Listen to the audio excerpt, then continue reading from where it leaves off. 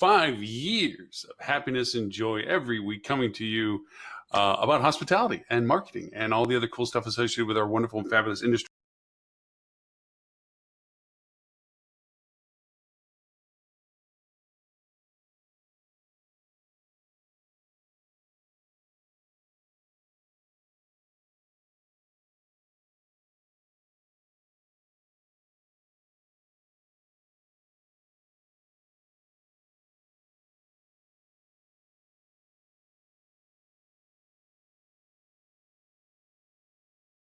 Of hospitality. I am hopefully not your only host today, but I am your first host. And for that, I get to go over and talk about all the cool stuff that I want to talk about today until anybody else shows up. But no, Robert Cole, one of our other co-hosts who has been with us since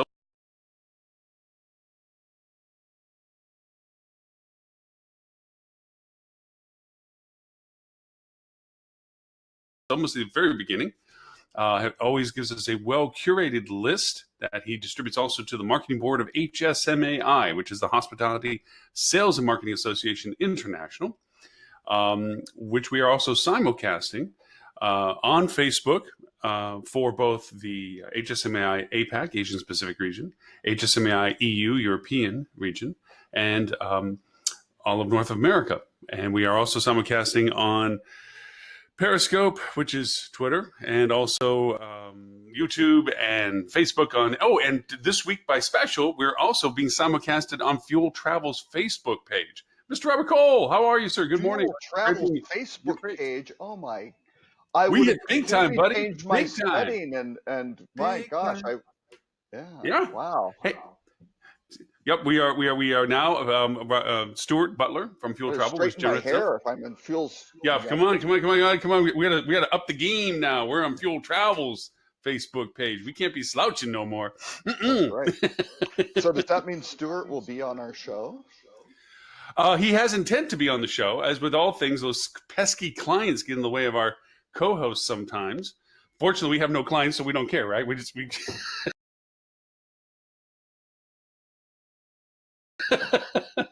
Since we're on Fuel Travel's Facebook page, I thought Stuart just dumped all those client relationships to his underlings. That is what he calls with, isn't it? Or we're not supposed to tell his clients that, though. Underlings. I can't. No. We're not supposed to tell his clients that. To his clients, he's on the ball on all of them. He is the hands on the keyboard. Okay, that is the messaging that he provides. Yes. Don't talk about the fact that Stuart usually is doing bingers at 11 in the morning at some bar nearby for Manchester, and raising a glass and handing off anything he can to anybody that even knows how to spell the word PPC. So no, those are nothing. Now you're in the witness protection program. You're in front of a window.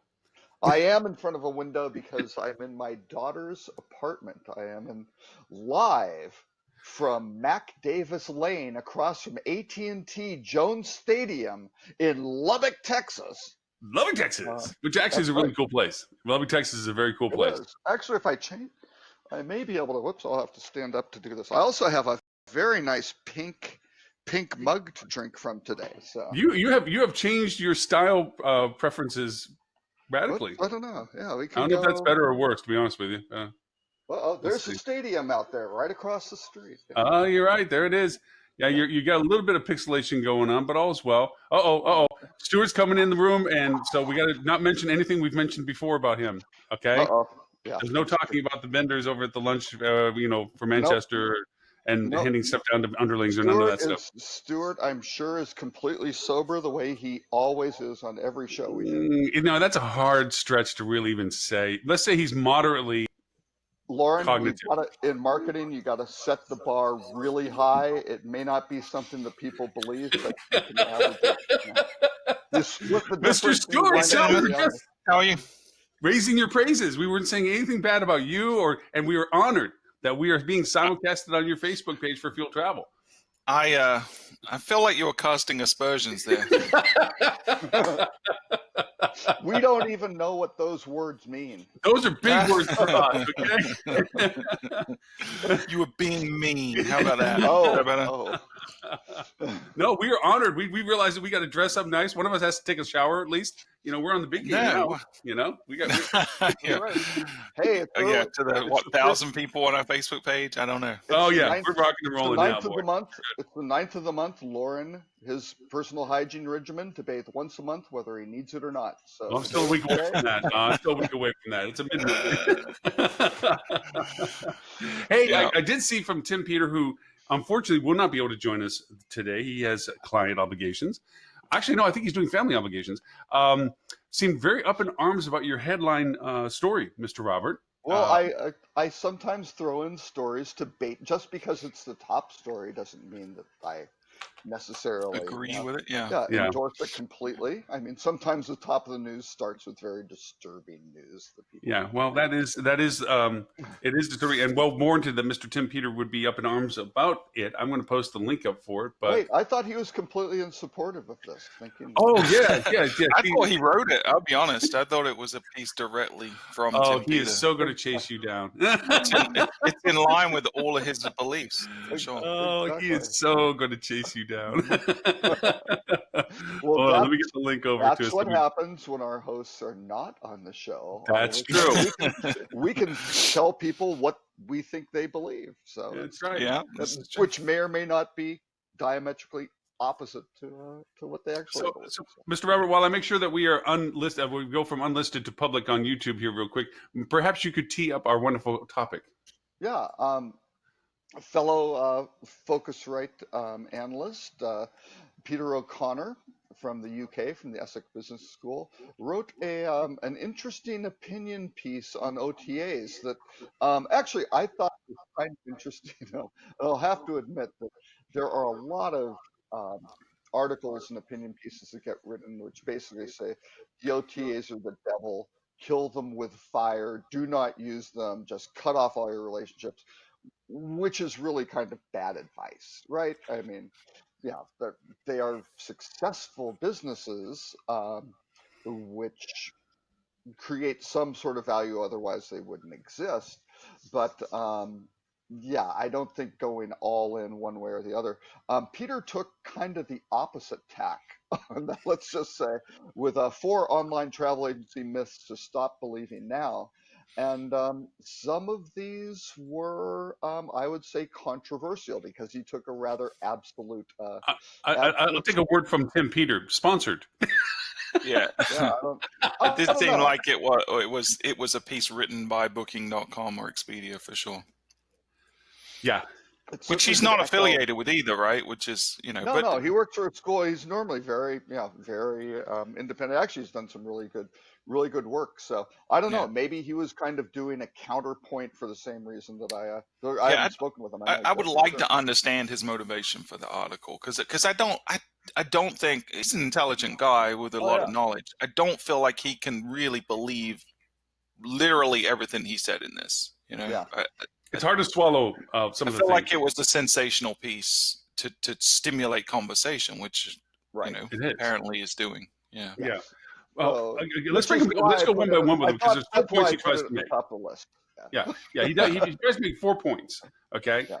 The first point is the statement OTAs are duopolies, and he says false. And then he goes on to cite that there are several platforms and all niche players and so forth that are in there. Yeah, I would say for OTAs, OTAs are duopolies when you're speaking of OTAs, right? You've got to frame them. Now, again, a lot of the OTA lobbying groups and things like that will say, no, it's not because it's only 20% of the business overall, right? Or something like that. But when you look at the US, I believe the combination of Expedia-owned properties and Booking-owned properties is about 94% or something like that. Of all OTA revenue, and that's pretty... I would say that's a duopoly for sure. And the thing is, over the years, anytime someone else threatens them and comes up, they get mopped up, right? They bought people like Hotels.com, and I mean, Priceline bought Booking.com. It wasn't always Booking Holdings, right? And Priceline kind of made Booking.com, right? Right. Because it was good. It was a little agency model, 8% commission player sort of thing, just kind of starting off. And actually, Expedia going into Europe, I think, is what created most of Booking.com because Probably. they got so aggressive on their fees, Right. tried to do in Europe what they did in the US, which failed miserably and left a massive gap for Booking to just, come in Yeah, to and mop up for sure. yeah. Yeah, Right. But yeah, what I didn't like about this is one, there was no data in there, right? It was very much right, opinion stated as fact, and right. I felt like if you look at and scrutinize the data, I think it tells a different story. But two, he tried to conflate things, right? He tried to conflate OTAs and meta search and Google and Amazon and other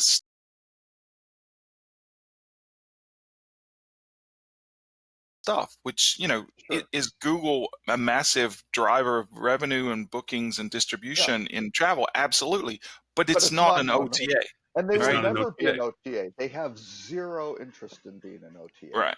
Right. So, all Yeah, right. And So then, they don't so want number the one, he's wrong, responsibility when right? things yeah, goes wrong to provide customer right. service and things like Yeah. that, and flight changes and all that mess.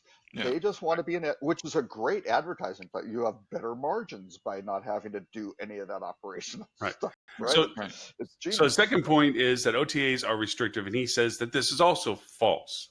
He Ah, says that since they're pay for performance channels, that they're not restrictive at all. You only have to pay them once they've right. contributed to it. It made it, and it's okay. At face value, that statement is true, but Oh no, and controlling I think that is an excellent point. Hotels structurally, business model wise, love OTAs because it's low risk pay for performance. But the problem is they don't like paying for performance if it's not an incremental booking that they've never had a relationship with that guest before, But right? I would So also add to that the the double-edged displacement sword. that the OTAs create, the insertion they place of themselves between the direct opportunity of a guest to engage with the property compared to having to or been forced to or have been just simply hijacked by the OTAs and then them getting their margin from simply bringing to the same person. As I equated, it's like somebody standing in your lobby and as somebody's walking back in, this guy slouches off the wall, grabs him, brings him in, checks him in and says, "Hey, I brought this guy to you." Even though they're already Eh, doing it. nah, Yeah. yeah, but I wouldn't go that far. The truth is somewhere in the middle. It's like Amazon. Millions, billions of products probably in terms of transactions get sold on Amazon. The thing with Amazon is it kills brands, right? Because it's a Right. distribution channel. Now, again, Amazon does some very nasty things, like in the battery sector. They look at it and go, "Hey, everybody in Duracell or whatever aren't playing ball. We'll go make our own Right. and put it in there and Yeah. sell, undercut their price, do all sorts of that." Not so good, not really illegal, but They're kind of definitely putting their thumb on the leveraging scale. their position to their own Yeah. Right. advantage, right? Which And is that's what the key. OTAs That, are and that doing. Yeah. and that's what brands do. And that's Yeah, what for sure. For sure. most capitalistic businesses try Right. to do. At least their shareholders and many members of their board will tell them to do more of that or lose their job.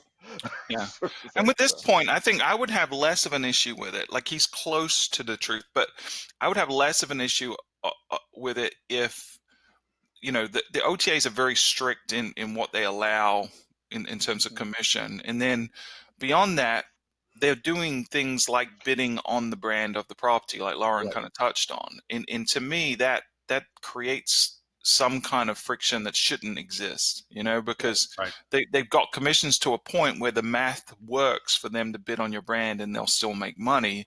And then Right. that has all kinds of consequences, right? One, they're hijacking people with an intent to book your property or at least an interest in your property.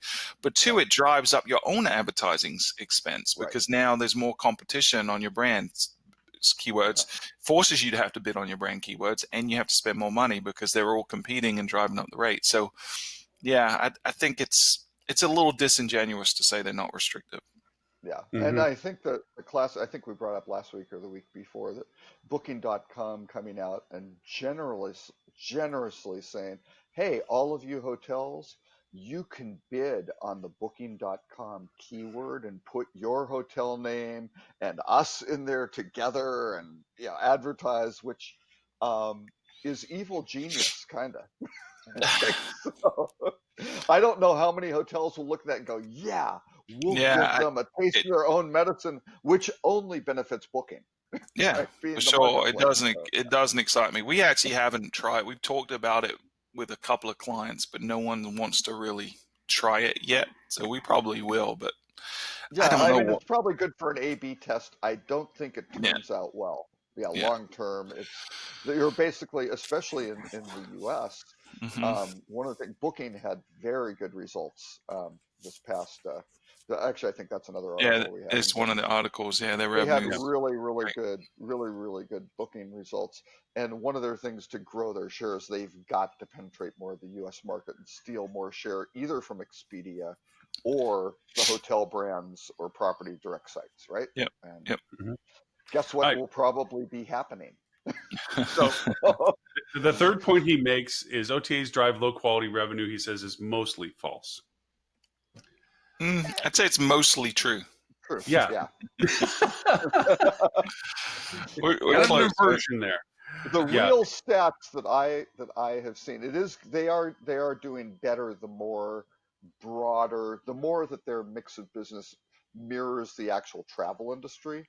Yeah. It starts getting a little bit better. But boy, when you start looking into like Las Vegas and things like that, generally the individuals booking through an OTA are not the high value players, the high value, diners, the high value, bottle service And folks. Right, and and, and They are I think pushing it through that loses channel. sight of what really. And again, I work primarily, almost exclusively with independent properties, right? So it's a different value proposition. So one, we don't have these franchise fees that we're having to pay, because one of his arguments is, well, you're already paying this percentage to the franchise regardless, right?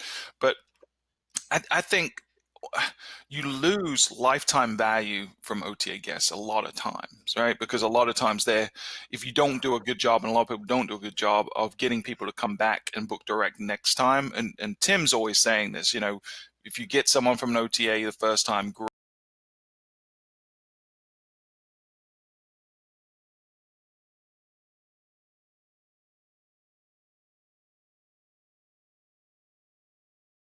great. But if you get them from the OTA the second time, you're doing it wrong.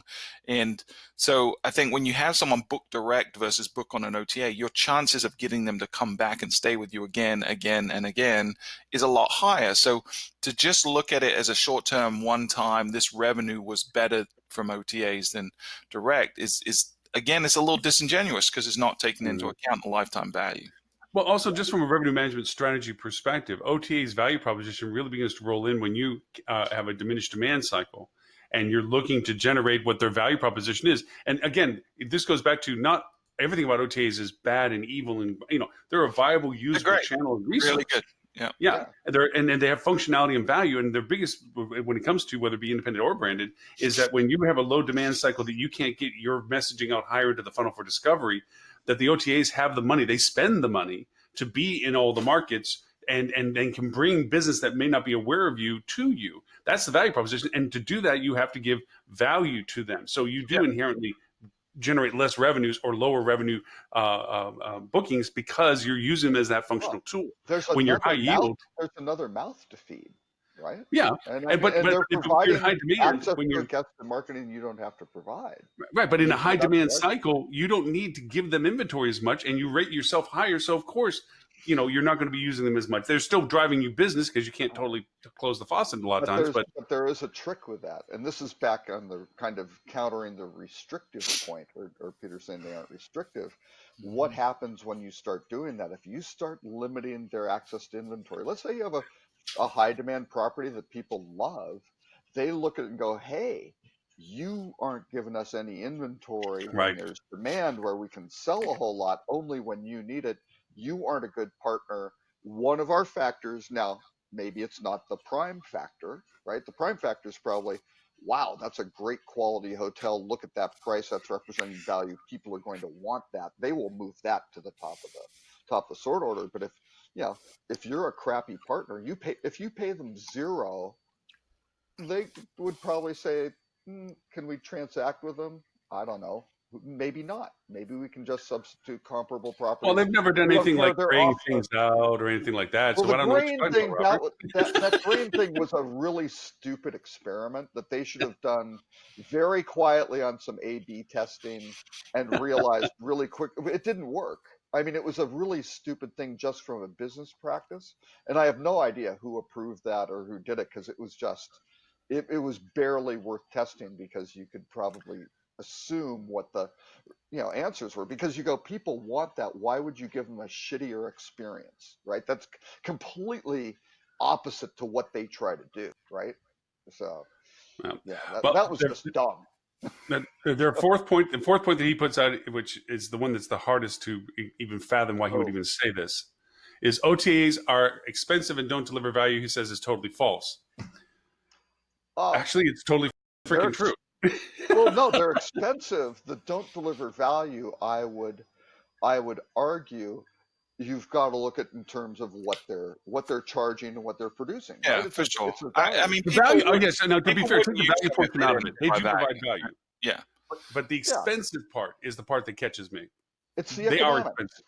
It's the economics, right? And okay, let me play devil's advocate for a moment. Not that I'm completely siding with Peter, but there's no risk. You don't have to prepay and come up with a marketing and do all sorts of stuff and put that money out there where it may not materialize. This is a safer bet, but it's the whole risk reward. If you want lower risk, I mean, if you're investing in stocks, you want lower risk. You are not going to necessarily get this massive return off of it. It's just how it works, right? So, yeah, for lower risk, they're saying it's going to cost you more, folks. Yeah, but I mean, in some cases, there are still properties, and it's coming down, but there are properties that are paying 25% of the rate, and one, they shouldn't be. They should go and negotiate with the market managers and get that down. Right. But two, 25% is a quarter of the entire cost of the stay, when really all Expedia is doing, I mean, their expense in terms of infrastructure is spread out across all transactions. So their real only expense is in marketing, and where that marketing is getting spent is hijacking intent that already exists. They're putting ads on TripAdvisor on the brand's page. They're harvesting intent that already exists, which is frustrating. Absolutely. Because would that person have booked? Maybe not, but there's a good chance, right? So I just think that the price is falsified because of their practice of bidding on the brand, which and the bottom line is they could care less if they book your hotel, right? They just want to transact a booking and get a return. They don't care if they book your destination. There's not one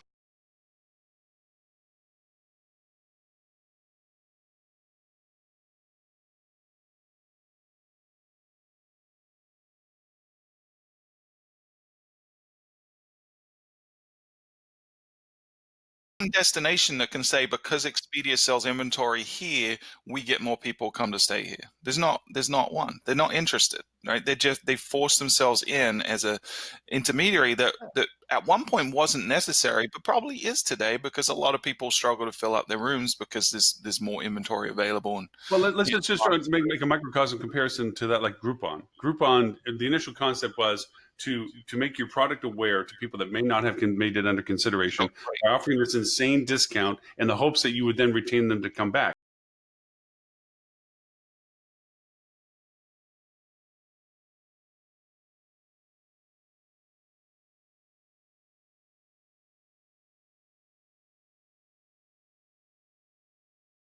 What came out of that model? Nobody came back. They just turned into Grouponers. They just kept looking for the next deal, the next deal, the next deal. Yep. They weren't worried about coming back to you paying a price twice as much as what they paid to first come to the door. It's the coupon effect.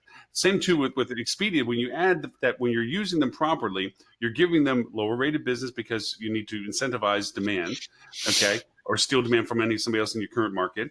And you're paying them their commission percentage, which even at the lowest percentage commission payment that you pay them, it's higher than your EBITDA line.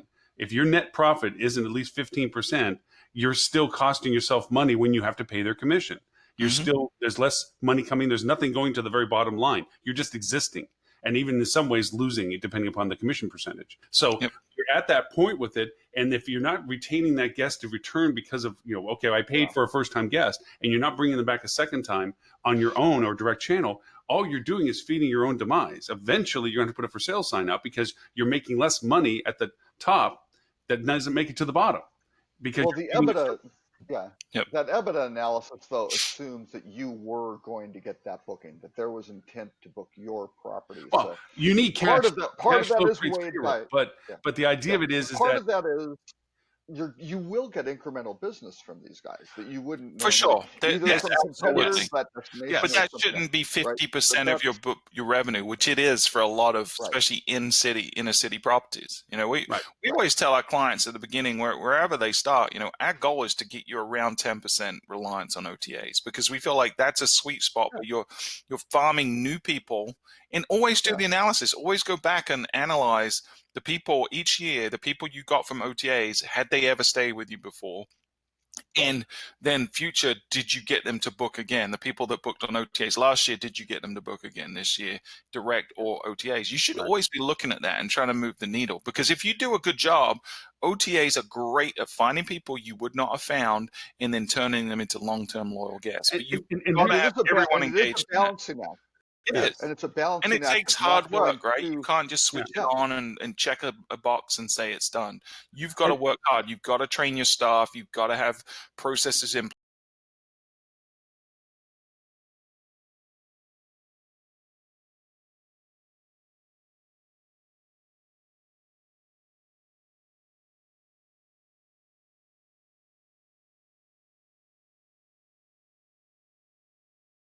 place to nurture that relationship and build that direct book. And work with the market managers so they understand what you're doing and going, look, if you can reduce these things, the conversations I find with the market managers about, here's the business, here are the economics. I understand you guys want this and do this, and there may be other competitors who are paying you much more richly than me, but I can't afford to do that because I'm putting my money into staff or experience or creating all these sorts of things. So here's my problem. I'm not trying to rip you off, but we need a mutually beneficial arrangement here. And if that doesn't work, and especially if you have a good, big, attractive property, you got to go, guys, you're going to get filtered out because your numbers don't work for me. They may work for you. Godspeed. Go channel all your business to someone else who's going to provide shitty experience. Well, here's another ghost effect of what OTAs are doing to us as well, is dummy reservations and hard washes that don't happen. And so you artificially have inventory that you don't think you have to sell. And then all of a sudden you wash out your OTA bookings and you find out that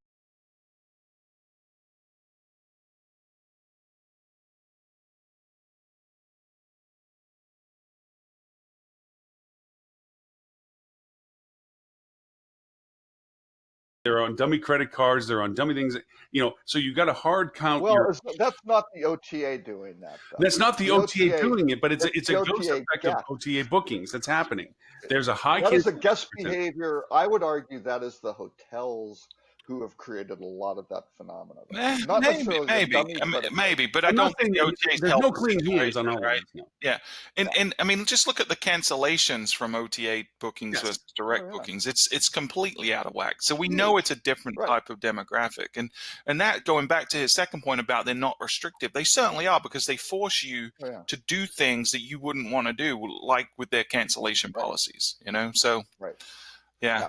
Oh no, and with the cancellation, and again, this has been going on for decades. It used to be that, they've got a block of rooms, they've got all the risk, right? The true merchant model wholesaler thing. Yeah. And that was fine. And you could change names. It didn't matter. Yeah, I don't care. The rooms are sold. The rooms are sold. I don't care. Yeah, and they could sell it at any price, right? Because they go, hey, they paid $150, $200 for the room. Yeah.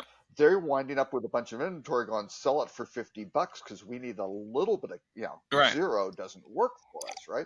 That wasn't good either. That's a bad situation. Yeah. So you winded up with a lot of these things, but I guilty. I do that a lot. I have reservations.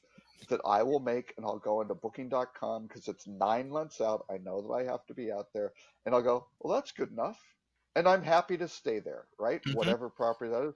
And then I'll just kind of look around starting maybe a month out or something like that. And again, my joke is all I need is one stupid revenue manager and I'm happy. And boy, somebody always steps up. Yep. And it does. And you look at it and you go, oh my God, it's a 4-star hotel. It's the same price as the 2.5-star hotel that I was completely satisfied with. Yep. Right. And it wasn't like a prepay and save, lock in the savings now because Yep. the rates are only going to go up. The airline model, right? Because the airlines control the nonstop origins and destinations, right? They've got a big advantage. So it doesn't work that way. So I'm getting incentives. I mean, these businesses is all about incentives, right? So my incentive is to wait because I will save money. It's just like I use Hopper on airfares, which must drive the airlines crazy because it says, do not book, do not book, Yep. do not Well, book. I think Tim would be And they proud go, of us. yeah, now do it, right? I think Tim would be proud of us. We abused the article to his liking, I bet. Well, Tim, speaking okay, of Tim, incentives, though, we believe this is Tim's, basically his whole consulting model that he uses for No, his clients, I believe, which so is why Robert- he was upset that Peter Robert, had revealed. are the you secret. willing to confess that you are a Cobalt member? Are you a secret Cobalt member from Marriott? Oh, all these groups. Tell us have now. the- Tell us now. Yeah. No, I am not. I am not. I'm think not I at don't- liberty to divulge, right? I don't believe I Mr. really Marriott, have did silver, Mr. Marriott silver give you that status, special but, card and a special handshake? Yeah, I'm hoping to earn silver status through some participation in Marriott this year. I think. Hey, that brings up. Goal. I'll pop up the Cobalt article so people understand why I'm referring to it. But the other is, have you seen this Founders card running around? It's a membership card, and it offers elite status in a variety of different platforms automatically part. So basically, it's like a meta search of over an OTA or a mega, because it's taking all these memberships and giving you elite status within them by buying the membership with them. What's the monthly or what's the annual? much The annual is $395. Actually, it's $695 normally or something. They have a thing going on $395. It gives you all the car deal, the Hertz, the Avises, the Enterprises, all the major hotels, Marriott's, Hilton's, Hyatt's. All of them give you either gold or silver or platinum. They're varying degrees of membership value to all of them. Right. And you pay one membership to get all these things, and you get now elite status in all these other memberships. It's like an aggregate. Whee! I think there's a market for that. I don't think I'm the There's a target market for audience, but there is a market. Yeah, I'm not. Yeah. Yeah. No, it's a they're taking on the platinum card, right? Yeah, which In a way, they are. Yeah. it's okay. A lot of those benefits, though, for gold status and things like that at some of these hotels just isn't much. The most tangible thing is you're probably going to get a room upgrade, maybe, but Yeah. probably not. I mean, there's not a lot there. And it's a thin target, right? Because if you travel a lot, you probably are going to gain those elite statuses organically. Yeah. And if you don't travel a lot, then the value's not there to spend that kind of money to get it, right? So there's a happy, baby bear's porridge in the middle, that Goldilocks zone between the two, where it makes sense. Well, see, like for me, being in Dallas for Robert, it makes it easy. American Airlines, you can get your status if you do travel enough, because basically, other than Southwest, that's the game in town. But for me, that's the game of the airlines. As I said before, what I'm saying is, like, for me, when I travel, I have to keep this, using different platforms because it depends on the flight and the destination. So I never really get to that. Because obviously the reward systems are based on the just beyond average usage level. Yeah. I'm the same way. I depending on where I'm going, it's either American or Delta going to Charlotte or Atlanta from Myrtle Beach. So I'm like halfway on both. Yeah. Both so I never would hit it. But by the same token, I don't mind the fact if I had an elite status I could walk on. My whole thing about getting on a plane is just wherever my suitcase is going to go. I know I got a seat. I just want to make sure I got a spot for my freaking suitcase, Yeah, but the bottom line is, if you're in Houston, you're really going to have trouble. I mean, you could, if you live in southern Houston, you can go out on Southwest out of Hobby, sort of thing, right? But not as conveniently located as Love Field for Dallas. If you're in Salt Lake, you're pretty much on Delta. Yeah, I mean, it's just, and then that's the thing. And that's why I think these kind of cards are kind of Delta. interesting, because it does give you, and the same thing with travel. Where I stay for hotels, it's a matter of not being brand loyal. I'm very brand apathetic, actually. It's so I never really say I'm going to make sure I try to stay at these particular brands so I get my status, because the earliest status is weak at best. Here's your free bottle of water, Mr. Ray. Thank you so much. You're still going to get the room by the ice machine. There's no, and that's where I looked at this Cobalt thing, and then I started looking at all the top guys. All of them have it. I mean, every airline. You really just doing nothing more than reamplification of somebody that's already attained that level. To your point, Stuart, is like, if I'm already doing that with you at that level for that consumption, this is just a great attaboy for somebody people will swing. American, when they started Executive Platinum, because Platinum was big, right? Especially in Dallas. I mean, there were a lot of people. They brought in Executive Platinum.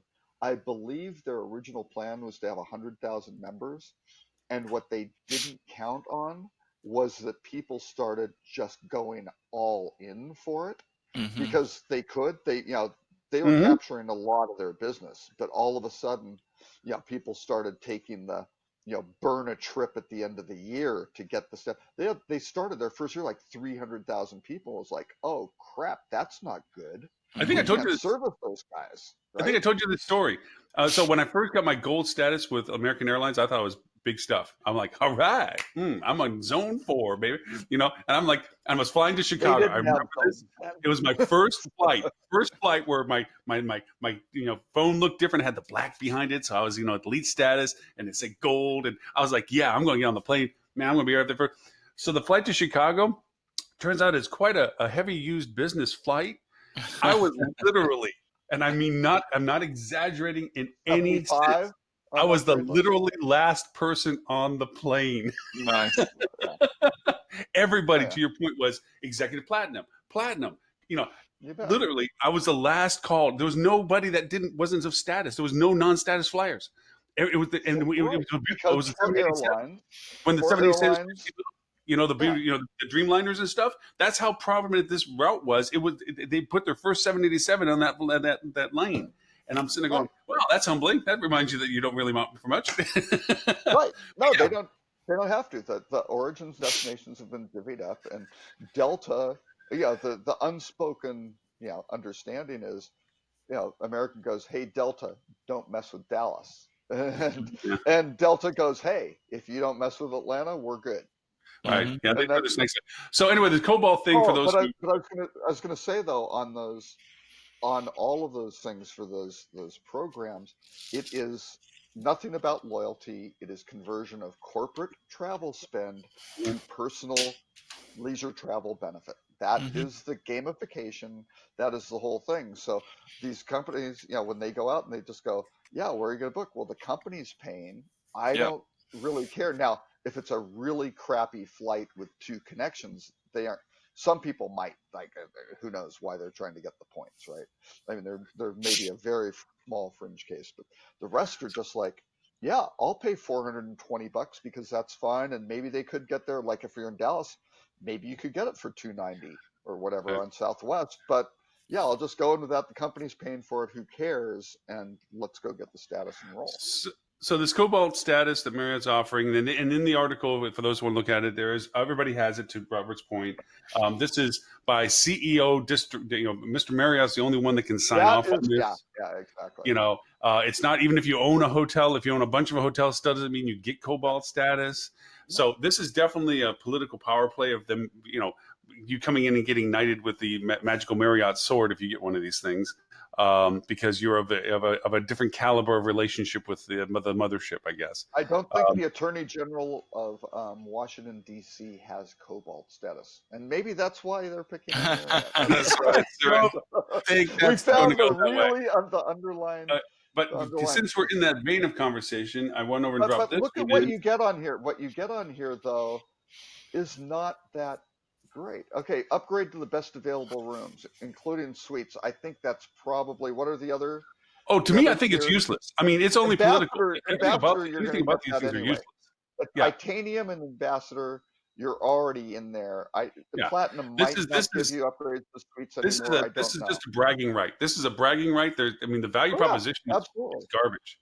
I mean, and you can do some celebrities. You can certainly do some politicians. it's the same thing that happened with the black cards. Remember when the black cards came out that you could drop it and they tinged because they were metal or titanium. You drop it down because you get to show off to all your friends that you have one. Yeah, because I had them all the time, so I used them all. I mean, but, just because. Yeah. Mine was more like. Well, and you look at like American Express Platinum. Yeah, you can get metal card. I mean, now their gold cards are metal too, right? So they've got the metal. But the whole it does nothing more than status of being able to say that you are. It has no value proposition because you're already at that level of attainment. You already are, spending that kind of money. So it doesn't mean anything. There's an extra level of recognition, and that extra level is Bill Marriott picked you. Yeah. Right. And at that level, my argument is, especially at the top of the market, it's funny. Everybody's kind of the same. And this happened way back. We had this Indian Princess group, and we had some relatively high net worth individuals in it. Right. We had prominent cardiologists, real estate people, things like that. They want to go to Rustler's Lodge in Park City, Utah. Right. And it's, times $700, $800 a night. But the guy who spent $780 instead of $820, he's a genius, right? Versus, the $820 guys are more. And it doesn't matter if they had charged $900, they both would have gone, right? It made the dollar amount wasn't that. It was all about, did I get a better deal? Did I get better recognition? Or I'm part of a club that you're not part of. Right. That's all it is. I empathize with the general managers that have one of these yahoos showing up. Like, oh, geez, in Italy. Because hell hath no fury, like somebody thinks that they own the place. Mm-hmm. Well, and you probably walk into every door thinking they own the place. On something like this, if it's a direct invitation from the CEO, you better, by God, produce, because they're going to go, they've got a direct link, and you're going to find out about it. So they have a direct line to God. Yeah, it's not a good thing. And so I'm sure you go out, look at the way we opened the Four Seasons in Beverly Hills, which is a really, really important property for Four Seasons back then. We went out and we took every CEO and every chairman of a Fortune, I think it was Fortune 100 company. And we invited them. Now, this was pre-Sarbanes-Oxley, okay? So big caveat. Invited them and their spouse or partner or whoever they'd like to take.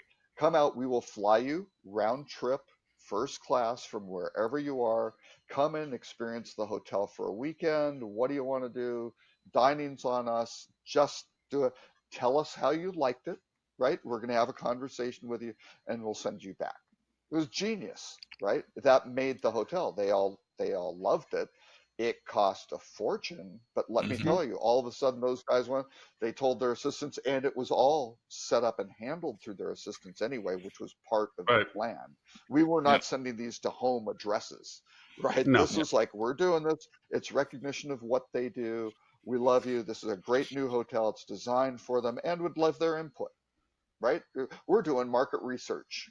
And we love you anyway, because maybe if they had stayed at Four Seasons, there was messaging on that. And if they hadn't, there was messaging on that. It was brilliant. And boy, nailed that property. I threw up the other article you put in there, Robert, the best hotel reward programs listed through. They listed Bonvoy. I thought they listed Bonvoy above Wyndham because of the size of it, but I guess it's the number of properties, right? Yeah. In terms of brands. Yeah. Because Wyndham has always been pretty much that strong, Starwood obviously when it existed, but Wyndham has always been a strong presence, and I just think that maybe because look at the difference in the score, 4.78 to 4.77. That it's close. Yeah. And then where was Hilton on the list? Where was Hilton Honors on the list? Fourth down. Hold on, I'll pop it real quick. No, they weren't top down. 5. They were 10th. No, they did. They were down. Yeah. Honors 10. They were 10. Yeah. That's a slap in the face, considering how much they've invested in rebranding that, revamping it. Yeah. That was. I think they diluted their messaging by that as well. If you think, putting the two together as much as they had. Best Western, got to give them kudos, man. Best Western's really, since they've done the rebranding, since they've done the retooling, They've just done nothing but improve themselves on all counts as they go Let forward. me tell you, I was really skeptical on the rebranding of keeping everything, just the Best Western Premier. Very Yeah. minor variations on the name. I was looking at that going, I don't know, but hey, Dorsey Hey, Gallen Valen's and here. David Hold Kong on. are You're doing great. smarter people than me. So, Yeah. there you go. Valen popped in, and I just gave her permission to join us. Hopefully, she Sweet. I didn't miss it too long ago. We'll actually have someone intelligent on the show for once. That's good. God, right? Please.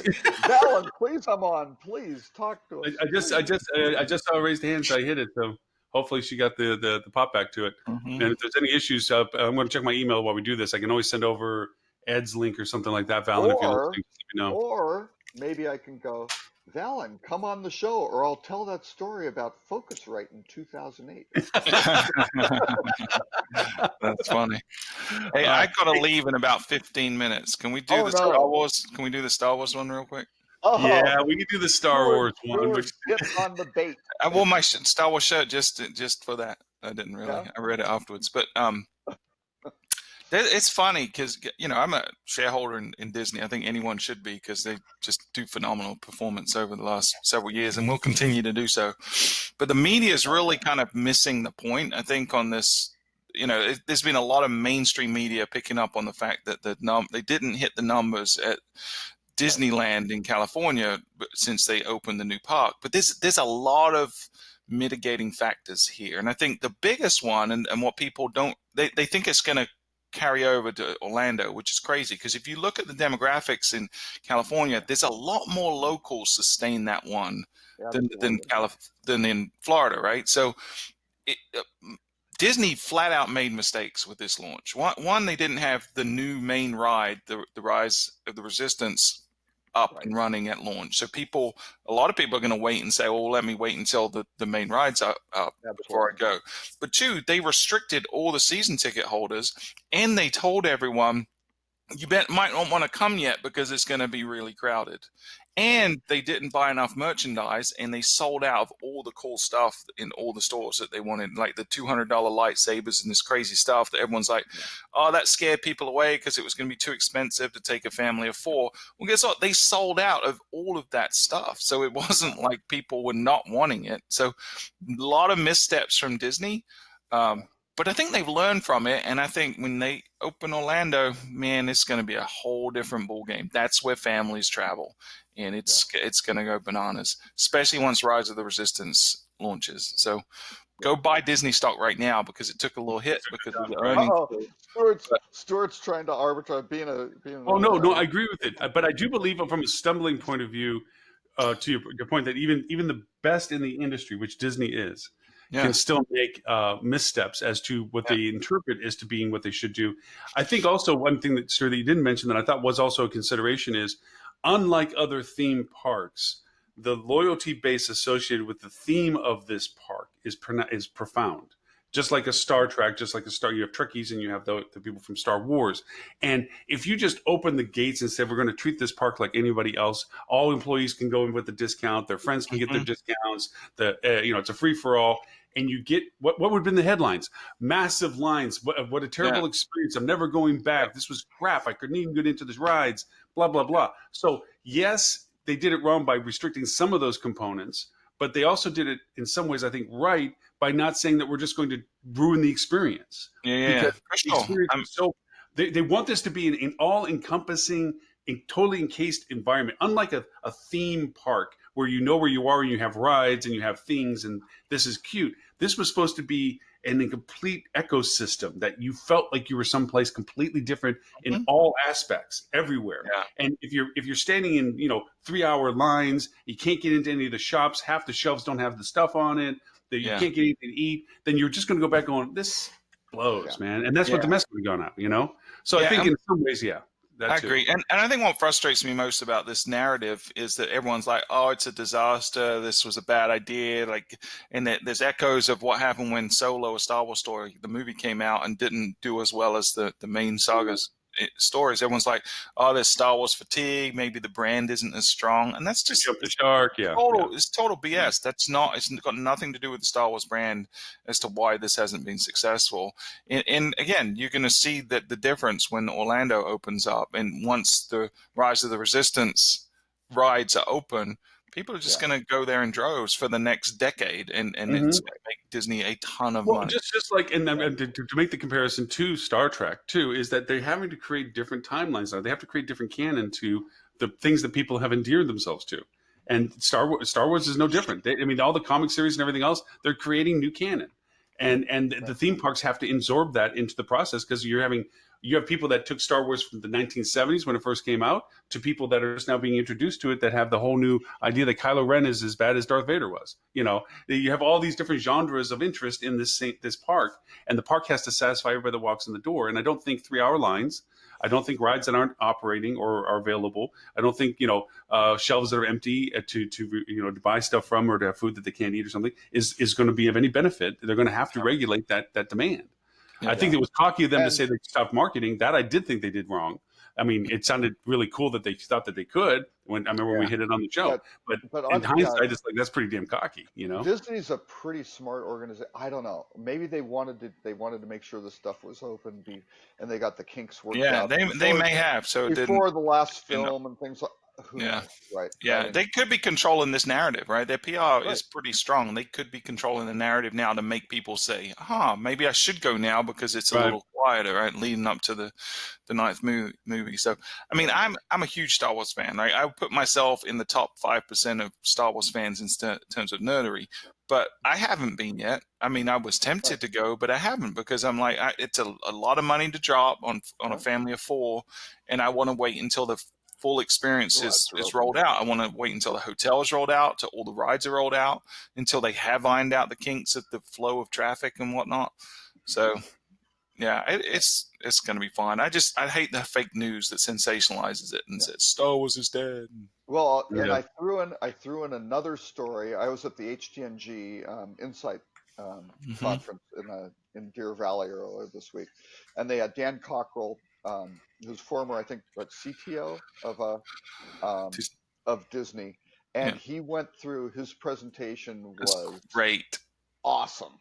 Yeah, right? Oh, you've seen really it? Smart. Yeah, I've seen the video of it, and just the Magic Band story. Yeah, and a Magic Band project was $1 billion project, right? In 2013, right. A 5-year, 2008 to 2013, but.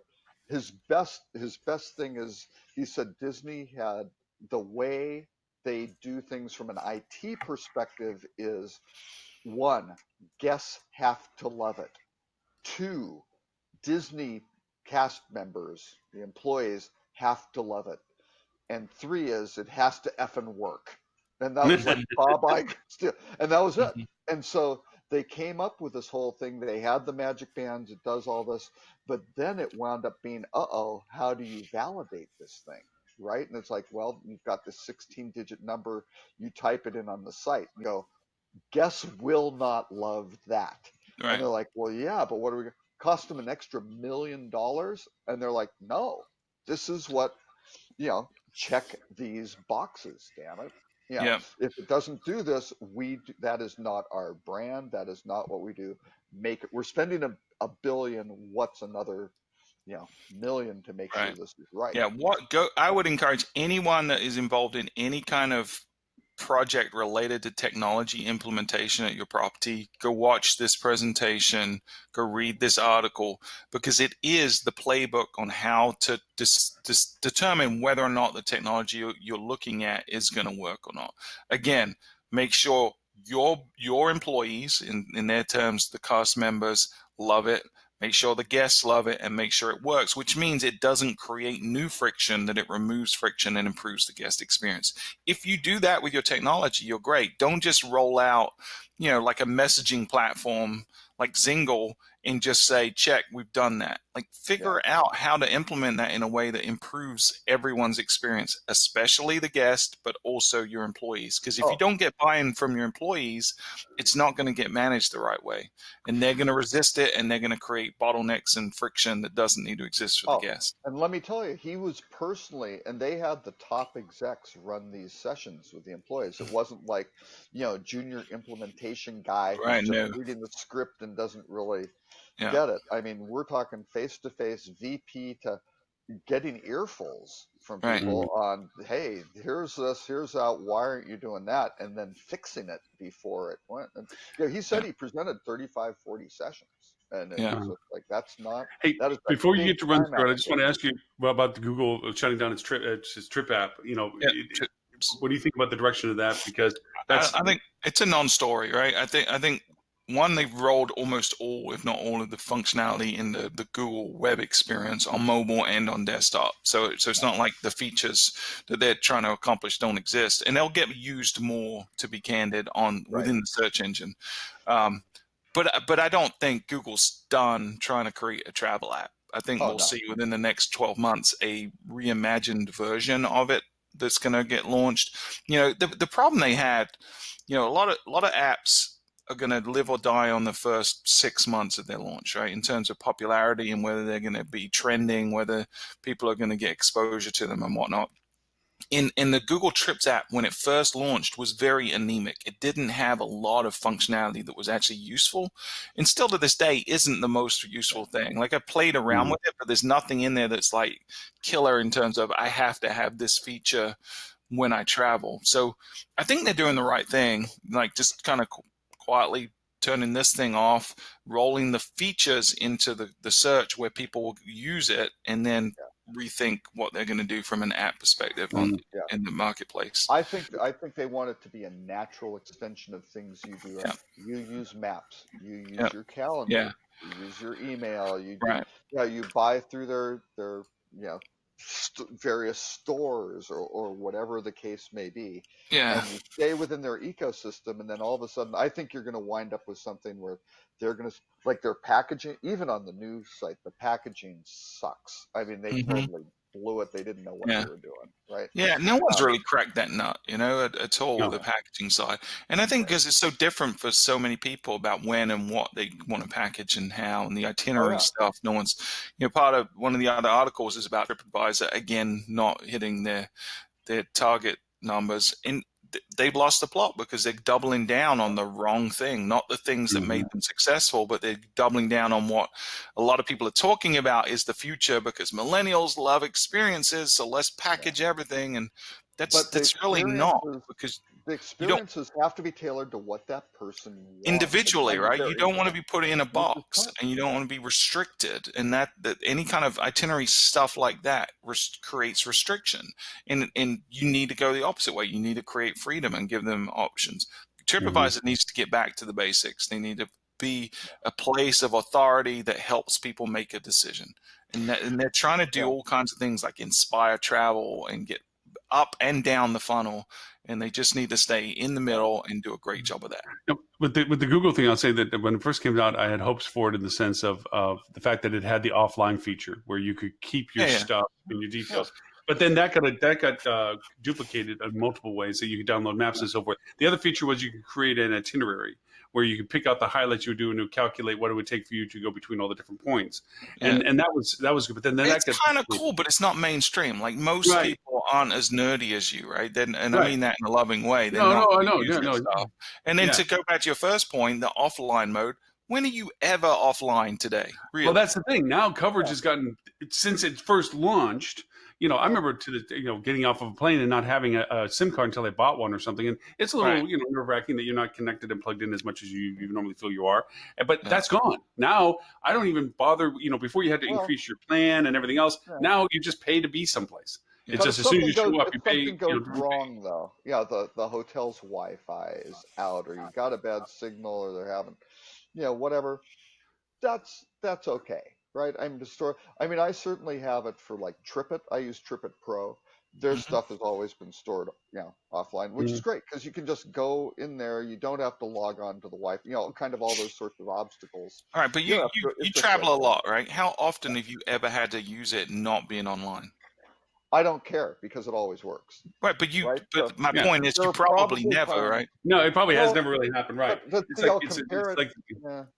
I don't know. No, it really is. And But to your point, there's one, and to this day, and you pointed this out, there was a really neat, this goes back way back, like 04, 05 stuff, when all these different extensions you could put into different browsers was kind of the trend thing at the time. And there was this one extension I remember putting in that as you looked at travel pages, you could put it into, you click it on with this little extension, it would pull over the site and what you highlighted as you're looking for things when you're traveling, making your travel plans. Just pull little pieces over, and it would create this little notes of things that you're interested in looking at doing. The cool part of it, what it did, and I've never seen everybody ever duplicate this because somebody swallowed this up and it disappeared, was that it would then go out and look for deals associated with the little snippets you pulled over. That's smart, yeah. And they did it graphically, right? And you had and you could do pictures, and you could then and it was really, really cool because as I'm finding stuff and as I'm doing travel research, I'd snip these things over, and then it would show me, well, these little sites have these special offers for this, and if you need to buy tickets to this or whatever, and it would put the stuff together for you, where you can. It helped you research the next level, which was okay. It was kind of like the next level. It was like a pre-Pinterest almost thing where you could. But it's gone. And it's like with you more utility, Yeah. And going back to your packaging thing, how cool would it be if that was somehow evolved now that you could do those things, and then all of a sudden somebody, entity or whatever, would then say, here, all the things that you're interested in, if you wrap all these up and these connections with this and this offer goes with this and this discount gets applied because of this and that, here's your package offer. Hey, guess what?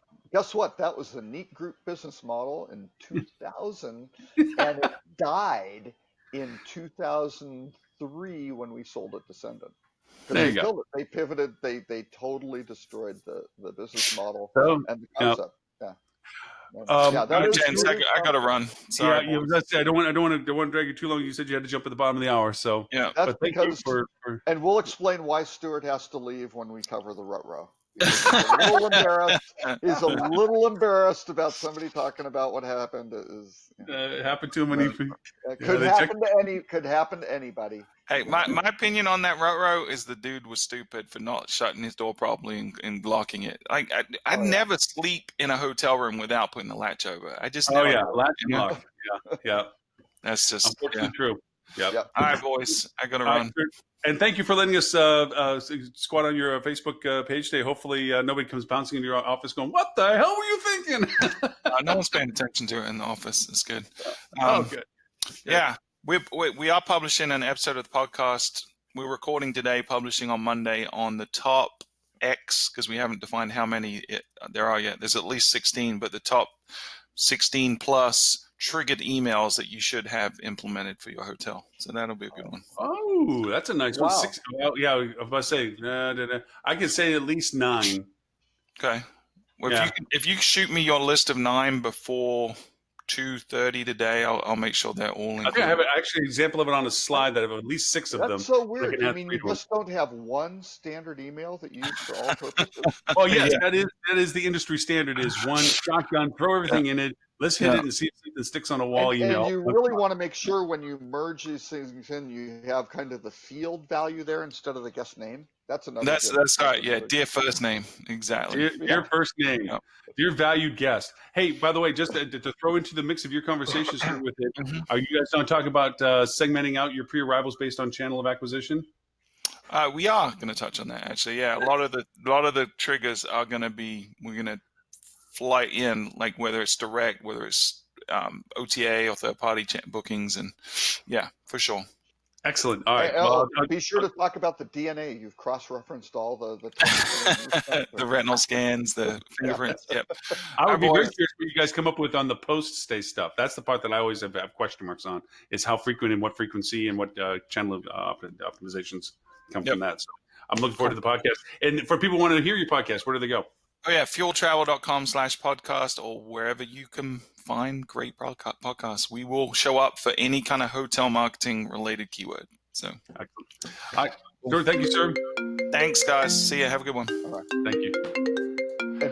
Travel does have the most amazing AI platform. Now that they've hacked the camera to do the facial recognition to really identify the guest when they're, just actually, I think the camera's on all the time, so they can, Yeah, but once they get a hold and of the your mic. camera, boy, it's Yeah, there. I Yeah. mean that full immersion to understanding the guest's total lifestyle at work, at home. Well, It's really out, and the mobile one, right? It's almost they're really starting to get 18 hours of quality understanding of what's going on. what's the joke that they have around field travel? The husband and wife are sitting around saying, "Isn't it funny how if people think that these things listen to us all the time? He laughed, she laughed, Google laughed, Alexa laughed, field travel laughed. You know." Exactly. Actually, on that topic, I attended, and I'm not going to say who the participants are. I normally would, but in this case, I won't. I have no financial relationship interest. It was a weird and distressing project. It was a major marketing group. It was not field travel, and they went through um, kind of this whole identifying guests and working with them, thing like that. And basically the case that they provided. I mean, a lot of people would do a persona or things like that, and they said, "Oh, here's Libby," right? And they go through it, and they said she wants to do a girls' weekend away, and they knew all this stuff, and it's like, wait a second, how do you know this? They never covered any of that, and you're just sitting there going, hang on, you have all this stuff, and they're talking about, oh, and you tie into third-party databases, and you do this, and you can find. It's like, whoa, have you heard of GDPR? Have you heard about CCP and stuff like that? And they did cover it. They go, oh yeah, but it's fine as long as you just have this for being that they can opt out or get their information. It's like, whoa, wait a second. You were taking information from a transactional sale and now using this, forever for marketing purposes. That's not really it. You've completely blown this whole thing, and the whole thing was like, oh my God, how can they be telling people to do this stuff? This is horrible, right? It was like way over the creepy line with no detail and just this completely kind of immersive. I don't know. It was disconcerting at best. So anyway, but yeah. So Be what? careful who you tie your wagon to on some of these cases. So, Yeah, well, I mean, we've known, being in the industry and doing the marketing that we do, that if you take enough triangulation of data from sources, just yeah. whatever sources, your call trackings, your PMS systems, your marketing programs, and if you take enough applied data science to them, you can isolate people to individuals rather than collective interest of demographics. And you can now know that Lauren is this cell phone, and Lauren is this email, and Lauren is this user ID, and that the Lauren is this traffic. Lauren And so is when that Lauren gets to your IMEI. website, That's right. yeah, yeah, that's Lauren doing this on the website, and you can go over and identify that. And that's where you use it for bad, because that's not the intent of this. I agree to signing up for personalization, but the ambiguity of how much personalization is what's being pushed over the line. It turns into, oh, we're going to bring this to a finite. My paper for Focusrite isn't out yet, but I look at stage one as the customization based on explicit signals. 2 adults, 2 children. Hey, let's start showing these guys some family related stuff, right? Right. Second one is kind of the inference, things based on behaviors, but based on not just their behavior, but how everybody else behaved, right? Here's all the experiences of people who've done this. There's a higher probability that they're going to be satisfied purchasers and happy if they do X. So that's great. You start programming the things in that will give them a better navigation and better outcomes and shortcuts that get them where they need to. Fantastic.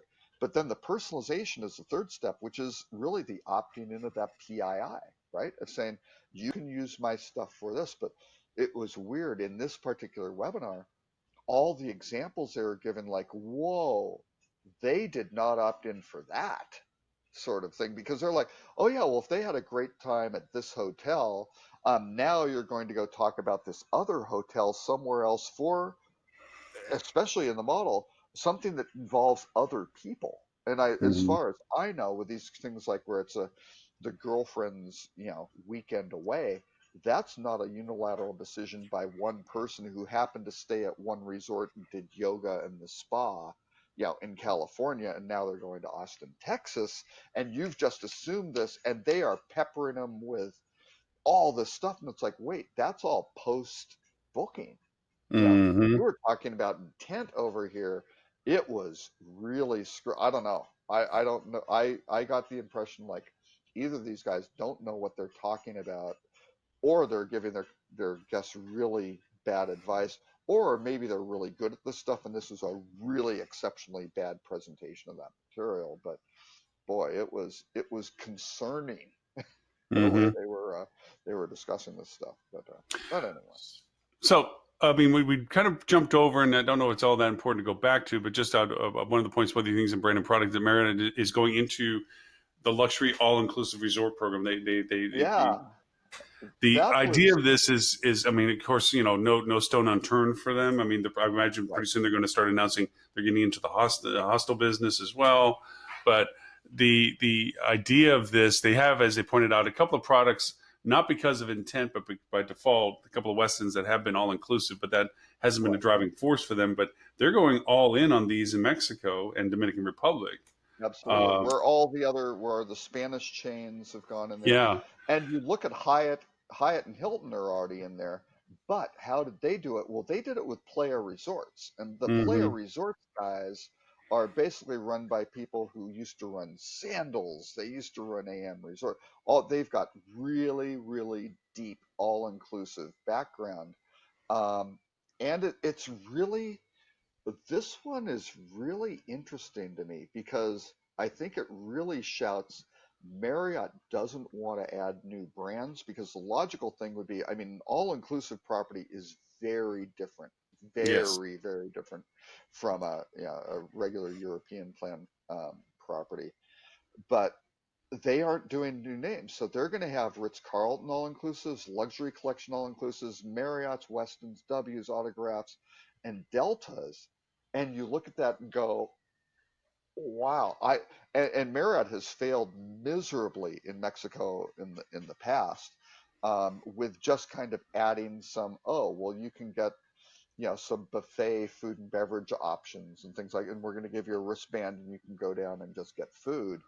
That's not how these all-inclusives run. These things run like cruise ships, right? It Yeah. is a whole programming experience. The really smart ones like the Ryus and the Iberostars, particularly Ryu, they run those full, right? Just like a cruise ship, and they've got everything going, and people have a great time, right? And it's a And I terrific mean, product. there's a lot of, yeah. I've This had the is pleasure of this talking to is some people that have been in the space, and it's a matter about timing, availabilities of certain services at certain times for certain categories and tiers of people that have bought yeah, certain things, the location that they place people in comparison to the amenities, the types of rooms that are built or are provided for that have certain variations to what the people's packages were, because it's just not one fits all. It's yeah. several variations of things for people to enjoy. But the real mixed magic of that is that nobody feels that they have been left out, but rather incentivized to come back and buy the next level availability because they see the value proposition in from what they originally bought. So Yeah. it's almost like a cultured relationship, a workflow relationship with these people that you incubate their interest because they may come in thinking, well, let's try this thing, but I ain't going to go crazy with it. We'll buy the level package that gets us there because hey, all inclusive. I'll Yeah. drink my But ticket. that doesn't work operationally for these all-inclusives. You've No. got to be all in for it because otherwise it doesn't work. You can't Yeah. have, and a lot of these guys, if you look at Excellence Resorts, does a tremendous job. You look at what Charisma's done with some of their brands like Eldorado and those sorts of things. They do amazing high quality stuff. I mean, they satisfy the needs of the market. Or from a development perspective, I mean, Barostar does this. Barcelo, I think, had the best example. Barcelo has probably a 2,500 room property in Riviera Maya in Mexico and Quintana Roo, just south of Cancun, and they started off with one hotel, and it had the all in. It's like 500 rooms or something like that, big place. but they had the whoops, hang on, sorry, I forgot to turn this off. They they wound up with the buffets and things like that were outdoors, right? And it's kind of hot and sweaty and things like that, but that's okay. They programmed the sort of thing, and they had a couple of them. They were separated kind of on different ends of the building. Well, then they do another one, another 500 resort, and you could see what they learned because all of a sudden, oh, they've got that the buffets are air conditioned and they're centralized to this and they're using a common kitchen. It's really, really efficient, right? Much more efficient than the first one. Then they did an adults only, like all inclusive things where, no kids on that, not the pool, a little bit more quiet and private. And even though you have this giant beach, which is spectacular, you've got all the water sports, things like slightly different experiences. And you kind of went through it and went, these guys are really smart, right? They really figured this stuff out. Another building, amazing kids club, really cool pools, activity pools, and things like that. But isolated from the adults one, and you kind of go, that's a really complicated resort to operate. But wow, these guys learned, they learned what their guests want. They figured it out and did it. I don't know. The autograph collection ones make all the sense in the world because you can get independent developers and you go, oh, Right. Palladium wants to go, and I'm just making this up. Palladium wants to go, become big with Marriott. That's great. That would make probably a lot of sense. But boy, I get, I don't know. And people who wander into a Westin and it's an all-inclusive and they're used to a regular Westin experience and vice versa, that gets really crazy. So I don't know. But they said Well, they had a lot of the a all-inclusive. 240, a 400, a 300, and a 500, all opening in Riviera and Nayarit, which is in basically Puerto Vallarta area. So kind of a West Coast, Pacific Coast region, great destination. But that is probably one complex where that's a developer who's doing several properties under Mhm. this. I've got to think because that's generally how those get built. But it'll be interesting to see what they do here. And Hyatt kind of blew it with Zalara, and unfortunately, I can't even remember the other name where they had both of them were Z's. One was adults only, the other was families, and they've really clouded that relationship up. And it's I don't know. All these major North American chains are not good at this, or they have not been good at this. It's the Spanish chains, the specialists, and the Jamaican, the sandals guys, or Mhm. basically the Jamaican guys who've really kind of gotten it down. And unfortunately, they've tried looking at Hawaii. The numbers don't work. The numbers work in Mexico and Dominican Republic because of wage rates. That's Mhm. basically, and that's the bottom line. They ran into some problems in Jamaica with it, but Jamaica was more like quality of service issues. But yeah, it's a complicated business. So Yeah. who knows? Nope, I agree with you on that. The other one that I thought was of interest, I mean, you made the list, so obviously I'm speaking to the choir on this one, was the I'm not Booking Holdings. necessarily interested in these. I just make lists, Lauren. With the Booking Holdings, the integration Oh, payment processes, putting things together so that there's a little bit more seamless connectivity of variations of yeah. payment types and so forth. I Oh, got a yeah. mixed feeling about that. Go ahead. Go ahead. Go ahead. Oh, no, no. That makes all the sense in the world for booking. Let me Yeah, tell you. Yeah. putting down notes What they for can that. do, if those guys can do end to end, that's yeah, that is the end game for these guys. Because the game for the OTAs is how do you satisfy these travelers' needs from an end-to-end basis, which is the same thing as the tour operators in these all-inclusive resorts doing, and the major hotel brands. That's it. Because if you can do that, you're leaving. Are you going to drive to the airport and park? Are you going to take an Uber or a Lyft? Well, a lot of that depends on how many people are there. What are you doing? What's involved? How much is Hmm. the parking? How long are you going to stay? Yeah, that's a simple decision. But then you're going to get through the airport. Hey, are you going to get everybody on TSA pre-check and clear? And then you're going to go hang out at the airline club because you've got your platinum card or whatever, whatever that gives you those benefits. You're going to get in. Are you flying basic economy where your family is going to be scattered across the galaxy? I flew back on a flight from on American actually. American's basic economy is not as good as as deltas. There are a lot of Yeah. interesting things, but there was a family who basically got scattered through a cabin. They booked it and they just Hmm. sat down in a row together, right? And it created chaos. There were people moving all over the place, and the flight attendants weren't helping anything because they didn't want to get involved to go break up the family, get the little kids who are, under 8 separated. That's not a good solution. And people who paid for upgraded seats and things like that, it's ugly. But what are Oh, these I've guys had going to that go through problem. all the way through? They arrive in Cancun. Boy, you want a good experience? Take the non-stop shuttle so you don't stop 8 places on the way to your hotel. You will get Yeah. 2 more hours of beach time, sort of thing. So all that, how do you program that all the way in? Oh, you're going to go zip lining over there or go see those, the pyramids. I think one of the things That's that, that great. that that interfere with some of that is the liability functions of accepting payment for something that you don't necessarily control. I remember it goes back several years, but down in the Keys when I was down there running hotels, we had a dive shop that we had operated for one of our hotels. We leased out the space for them, and we had a dive package. And down the road, another hotel did the same thing, and they inclusively took the package money and then paid the dive shop for their portion of it. And unfortunately, they had a tragedy with a dive. A person died. Can't get worse than that. And sued the hotel as well because they basically said, "Hey, we paid you." And even though they signed a liability release with the dive shop, and the dive shop is like, hey, look, they clearly didn't follow the rules we gave them. It was the person's own fault, for so forth. The family, distraught as it was, we're still looking for those who they want to, the land of suing, chase the dive shop and then chase the hotel because the hotel received the payment that was inherently a part of the program. And you don't even need that. This is the worst one I have ever heard of. All-inclusive resort in Mexico. A guy gets blind drunk at that resort, right? I mean, because it's unlimited alcohol, right? Right.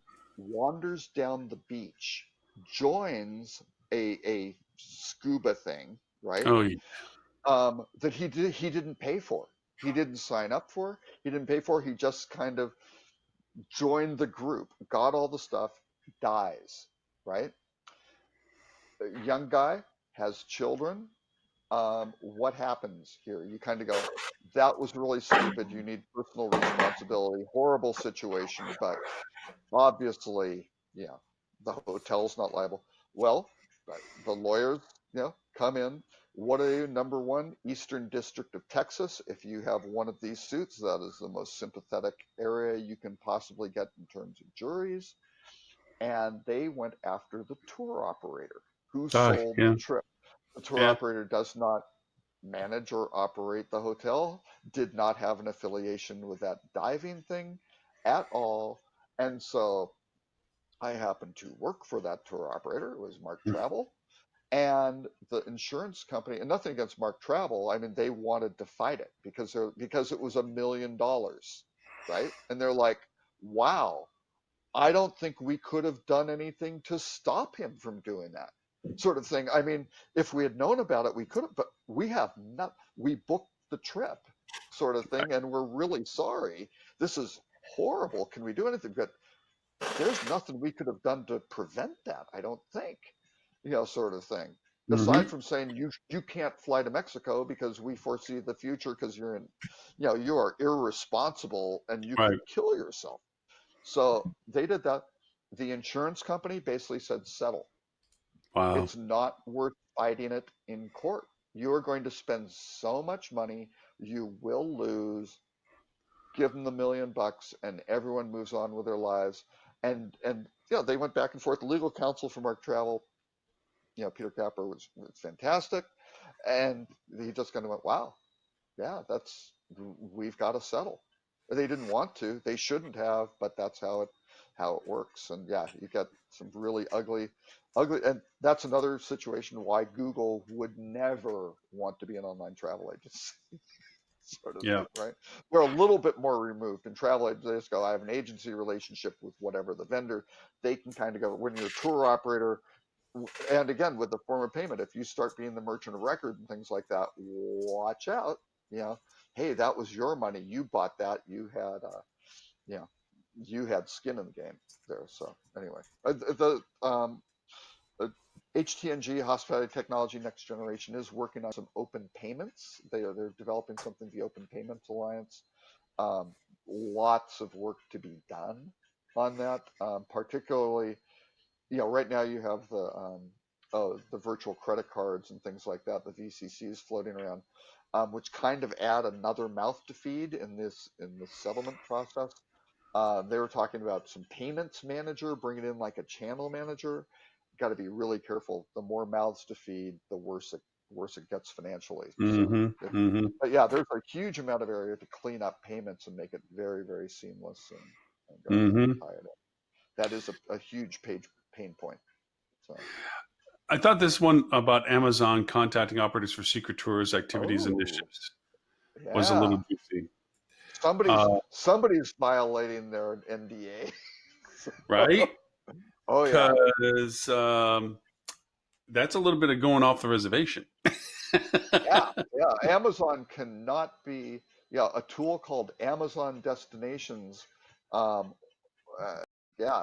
really see what's going on with this brand. So yeah, and what's funny, they did talk to a guy who has not been contacted on, but they're requiring operators interested in learning more about their initiative to sign a non-disclosure agreement. It's like, no shit.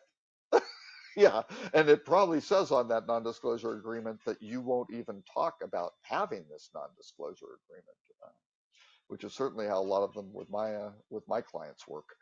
So, it's interesting to see what they're doing. But yeah, it's too big a sector. Amazon has to play in here at some point. Somehow, it just depends on all the other stuff that they're doing. And when does it make sense? How can they do it really efficiently? How can they make sure it works? And going back to the Disney thing, I think Amazon may not have these 3 stated goals, but it is kind of like the customers better love it. It better work. Maybe not for the Amazon employees. Maybe it's more like it better work financially for Amazon. And then, make sure it works properly. Otherwise, they'll just kill it. They'll test it and kill it like they do with everything else. Yeah. Well, I mean, they have the ability and the size and scale to be able to do that. That's for sure. Yeah. But the funny thing was with this was what I thought was the really interesting. Amazon Destinations shuttered in 2015, right? And the link that they had was to a Skift article from April, right? So Amazon tried it they announced it, or it got out in April of 2015, and it was dead by October or November, right? So, but yeah, they're at it again. They're poking around to see what they can do, and they quoted, Brian Nowak is really, really smart guy with Morgan Stanley. And he said, online travel has proven to be immune to Amazon disruption so far, but as we've seen with other categories, that doesn't mean Amazon won't try again, and they should, right? And that's the bottom line, to make and talking about this frictionless thing with forms of payment and Prime, and hey, you're subscribed, can you go get a deal, and it just happens. That's Hey, I saw that you picked up on a really cool article on 17 people that you should follow in social media for hospitality. I did, and some of those people, I mean, they really hit some iconic individuals in that. Hey, kudos to Jason Fried.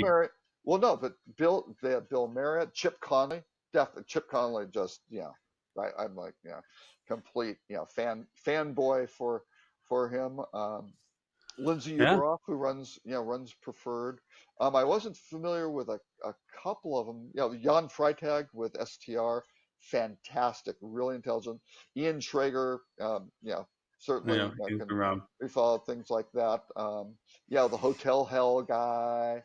What about that 16-year-old girl, Lauren Gray? I mean, what's up with that? Daniel Craig. I'm not familiar with Lauren. Well, Jason Fried, who's now Jason, man.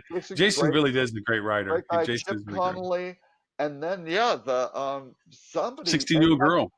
I want to know, on some of these, people have relationships with the business and they have some sort of, I'm not sure what, but not only was Lauren Gray in there, but there was also a link to the Hospitality Digital Marketing website in there, and I a know, mention right? of this Week in Hospitality Marketing show.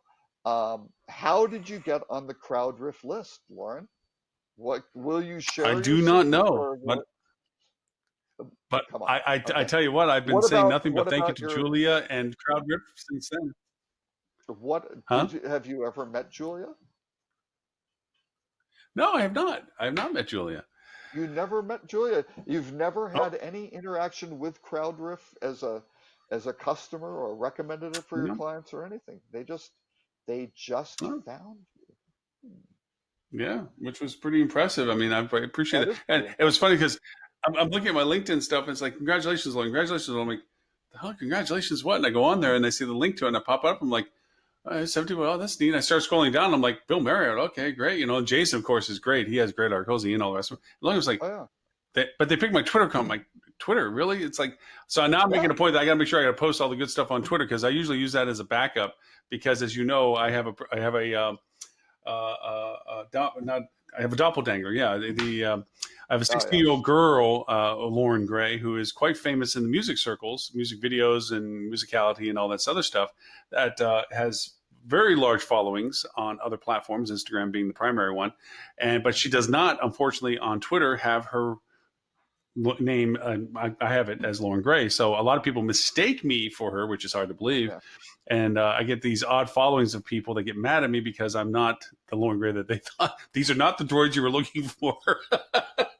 I've never really been able to tell the two of you apart, though. It's very I confusing. know. Where I mean, you people never say, see us in the same "Hi, room, which Lauren." just itself is right the That's issue. right. Yeah, That is yeah, that highly suspicious. Yeah, yeah. that's It does very make it good. very highly suspicious. Yeah, yeah. Yeah, but yeah, congratulations on making the list. And I mean, it was a pretty nuanced list, like Michael Haraba and things like Yeah, that. There were folks I followed on Twitter for years, 7, 8, 10 years, sort of yeah. thing. No, there's some good names. I was very taken back by the fact that I got thrown into the list for that, and I'm very appreciative of it. Julie, if you are listening to the show or see So this, I do you should sincerely certainly appreciate. be flattered by inclusion on the list. And what we're basically saying is that your inclusion does not kind of negate the value of the list, right? That's So right. you want to be clear. The weakest link on the list. No, they're and Jason as well. Jason and he's been saying he always wants to go on the show, and I never really keep pursuing it. I really need to get Jason on the show. Yeah, Jason is brilliant. He is insightful. He's a lot like you when it comes to just knowing so many things about what's going on in the space and who's doing what, where, and how. yeah, Duetto was very lucky to get him from where he was at to bring him into their organization because he's excellent at what he does. He's a great content writer on top of being able to keep on top of the news and what's right. happening and so Well, forth. and he had a journalism background. Yeah, he's at Hotel News Now for I think kind of their inaugural guy who was kind of Yeah, he covering was. Yeah, covering it Mr. and things like Smith went that. over and put him as starting point for that. Yeah, yeah. So yeah, he's been in the space for a long time and connected very, very well for a lot of this stuff. So actually, if for those who are planning on not next, yeah, it is next week, the data conference next week. Are you going?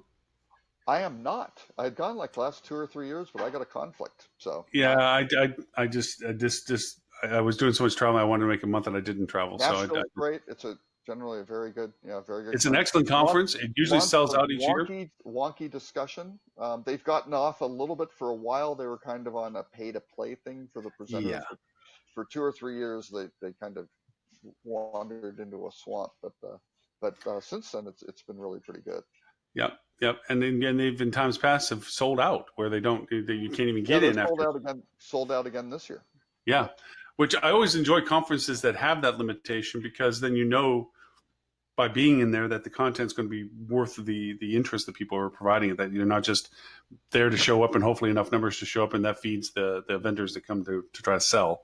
You're not dumping enough fish into a bin. You're saying, hey, look, this is our size and this is what we want. And once we're full, we're done. We're not just going to look for a bigger venue, which some of these conferences sometimes try to do and stuff. But yeah. Should So we hit the rut row?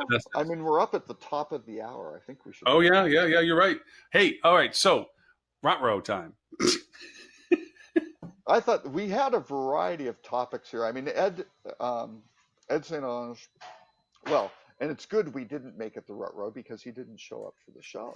So, Ed, if you don't show up, your proposed rut row won't make it to the list. But he did have one on Instagram's lax privacy practices, let a trusted partner track millions of users' physical locations, secretly save their stories, and flout its rules. It's like, yeah, well, it's a Facebook property. this is news, sort of thing. So, yeah, Good point. Good yeah, point. yeah. Yeah. Again, Facebook on brand, completely on brand. Yeah, and of course, changing their name for Instagram and WhatsApp is of course going to fool everybody. Yeah, well, that's purely positioning, I think, to try to, if some of these things to break these guys up. So what Facebook is pretty much reinforcing. I bet, I don't know. Yeah, Amazon spins Amazon Web Services, or Google spins YouTube, or somebody makes some sort of gratuitous move to just say, "See, we're doing this. Leave us alone." And they love. I'm sure those other organizations love nothing more than Facebook doing this stuff, and just go, "Look over there. Look that way. Look over. Yeah. Go watch them. Yeah. Don't look at us. We're fine. There are problems there." So. Yeah, exactly true. But so our rot row of choice today, waking up to a stranger in a hotel bed, in a hotel room bed. So this is a fellow who went to sleep in his hotel room, and he woke up in the middle of the night, and there was a drunk individual who apparently had the room across the hall, who was somehow sleeping in his bed, not doing anything, just dead drunk and in the wrong room and sleeping with him, which is not a good situation.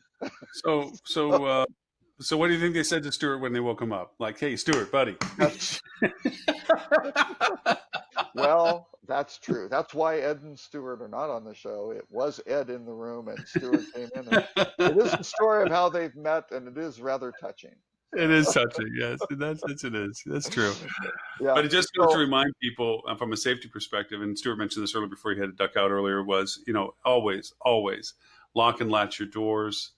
There's even more preventative things to do, although I don't necessarily recommend them, because if during fire situations and so forth, should you need it, you want people to be able to, proper staff to be able to get into your room. You don't want to door jam your stuff. Move your furniture in front of the door. Yeah, and door jam your doors and so forth, because you want proper personnel that, should there be an emergency need to get into your room, they can. That being said, you should be able to prevent most non-authorized personnel to not be in your room, including, and might I say, just check the connecting door if you're in a room that has a connecting door latch, that it is locked. Oh yeah. Because sometimes those things inadvertently get unlocked, and that may allow the room next to you to have access to your room that you wouldn't necessarily know. And in many cases, people may just look at that door and go, "What is that door? Open it!" And all of a sudden, you're open. They push on it, and it just swings open. Oh, yeah, it's just an extra good security to it. And to that end, also look on the back of the front door to make sure you know where the stair egress is. Should you need it during an emergency situation. My wife gets mad at me a lot of times, but every time we travel somewhere and go into a hotel, one of the first questions I ask her after we settle into the room is, "Where's the stairs?" Yeah. And at first, she get irritated because she wouldn't look. Now she looks. So now it's a game of like, well, it's right to the left down to 3 doors. It's just like when you're on an airplane where it says count how many rows. Honestly, count how many rows. Know where the closest is, because as you can see by the news, as tragic as it has been this past week, and unfortunately through travel tragedies as well, things happen that people don't plan for. And knowing some of these things, knowing where the exits are in case of a fire, knowing where the exit is in case there's a plane, they're on a plane, you need to know that. Those things are important. That it's just not the rhetoric you have to listen through while you're waiting for your first cocktail. But Lauren, do you really think it was necessary to impress the importance of that on Renee, to actually set a fire in your room in the middle of the night? And then training's training, right? You got to be. You don't know where to go. See, I told you. But so. I'm also and now your hair's on fire. See? But I'm also the same person that travels, and you've laughed at me for this, that I have my own CO2 and smoke sensor, because I know the maintenance cycles of hotels, having run them, and I know that not everything works to spec all the time, and I don't want to be that room that's out of spec. Okay, so you've worked in hotels. You also don't eat in any restaurants when you travel. You try not to to touch any And I wear rubber escalator or gloves, to so yeah, it's sit that's why I down also on bring a UV light with any me for form my of remote. transportation. Yeah. Yeah, that's why I bring UV lights for faucet handles, doorknobs, and remotes. Lauren Bubble Boy Gray. Oh yeah, I travel with a UV light, and I'll flip up the mattress a little bit just to make sure we're living in a good, clean space.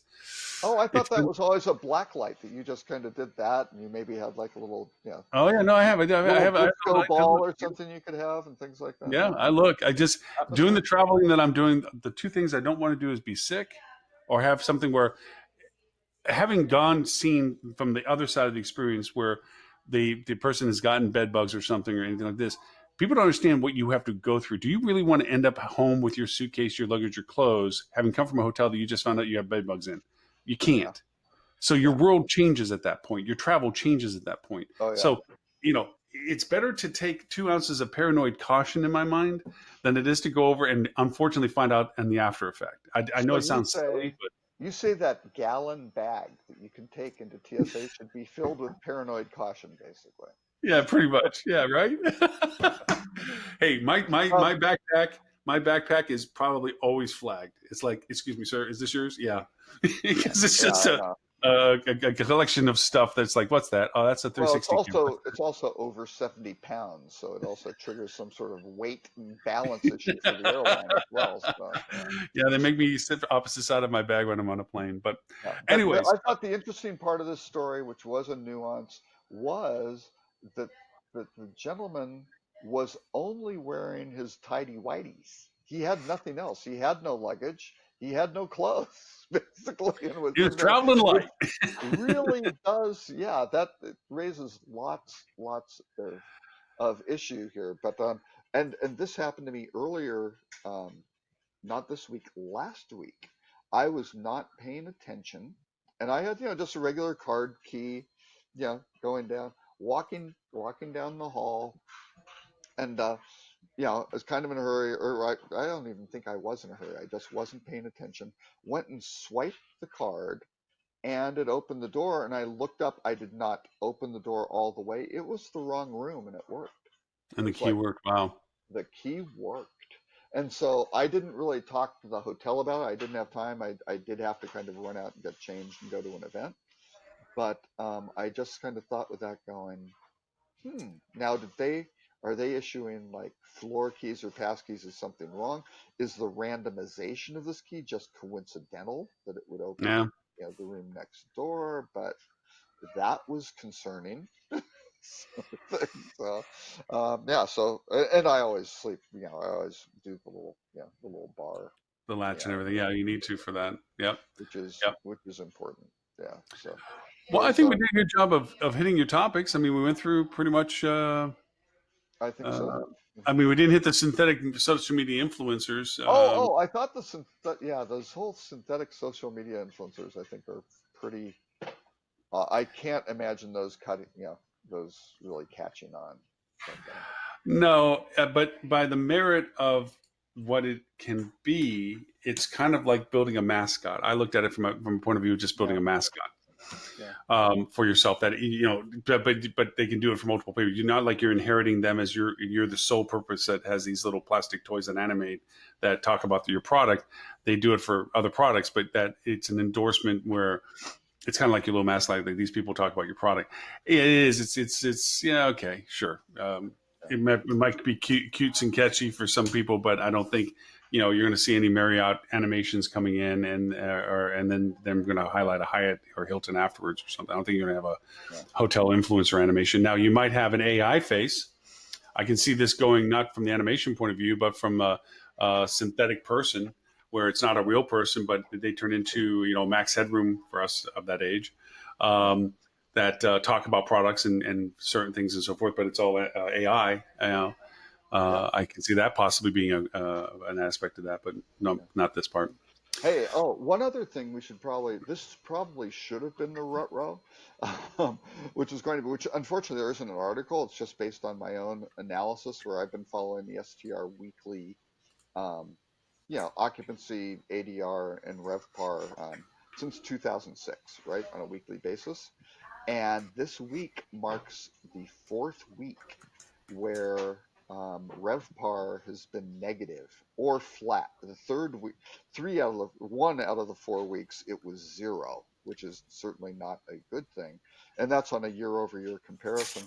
But worse yet, the RevPAR, if you start looking at a 12-month moving average, it peaked at 86.38 the week ending July 6th. Since then, it has been eroding. So, and that is the first time, boy, I don't know where the valley was. I could probably go back and look in 2010 or 2015, but that has been an upward slope. I'm sure I have this number. Yeah, okay. The 27th of February 2010, RevPAR bottomed out at 53.14.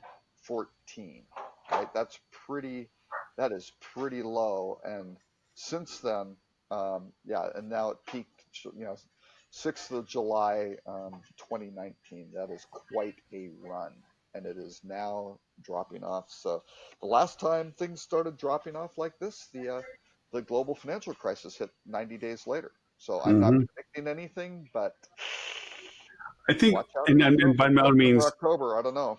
as Tim would say, I am not a not. financial analyst, nor am I a financial consultant, and all this is my own personal opinion of this. But people often mistake the fact that current economic situation is based on current economic decisions.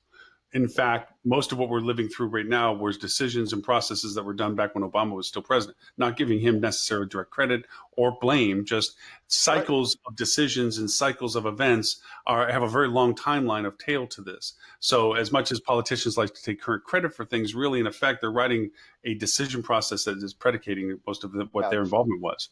Yeah. Now, with that in hospitality also is pipelines and supply and demand and market demands and so forth. If you look at face value of what we're looking at right now, we've had one of the highest travel markets, drive markets in the United States, North America, just taking North America right now, okay, that we have had in recent years. It actually peaked. It was the highest since, I think they said 1980 something or other, and that was based on percentage of population, not necessarily quantity of travel. It was just percentage of travel population.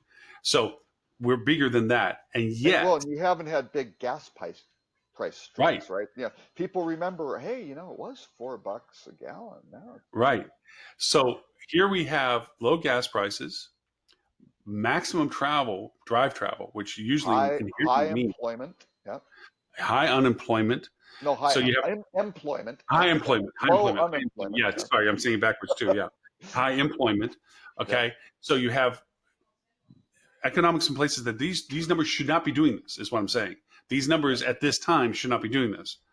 Even with an infusion of new product in market, it isn't that much new product. In fact, one of the reasons why we've had this sustained length of growth was there was a delay cycle that everybody acknowledged in increased supply that normally happens sooner in the cycle of demand than it did after 08, 09, because people were like, we're not going to just jump on building a new hotel.